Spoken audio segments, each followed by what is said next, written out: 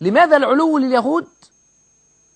لأن اليهود في معتقداتهم يقدسون المعتقد، يعني كده خلاص عنده في الكتاب بيقول له هنا في كذا خلاص.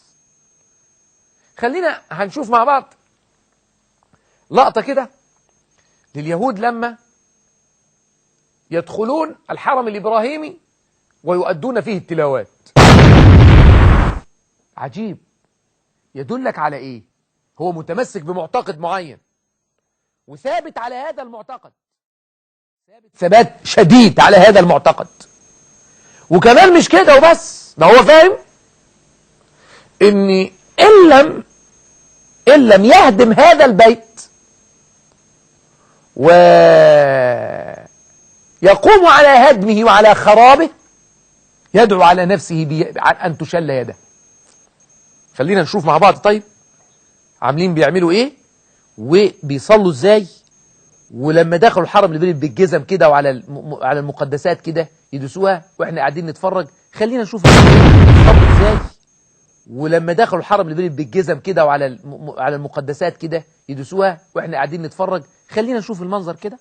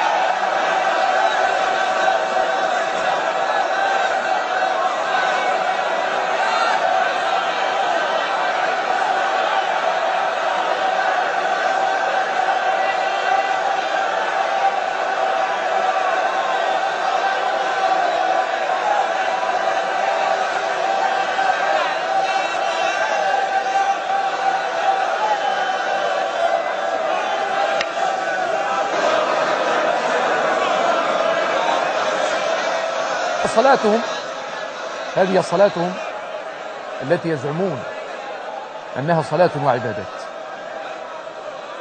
ده إيه؟ ده بيدلك على إيه؟ ده بيدلك على أن هناك تقديس للاعتقاد. هو معتقد أن هنا في هيكل سليمان المزعوم وأنه هو هيوصل في يوم من الأيام. طبعا ربما ما استطعنا أن نأتي باللقطة التي يكتب فيها كل واحد منهم ورقة ويضعها في بعض الأماكن. الورقة دي مكتوب فيها إن شلت يميني، هو كل واحد بيقول عن نفسه شلت يميني إن لم أهدم هذا البيت. بيدعي على نفسه،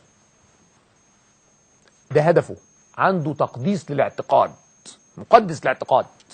فعشان كده هو وصل المرحلة دي.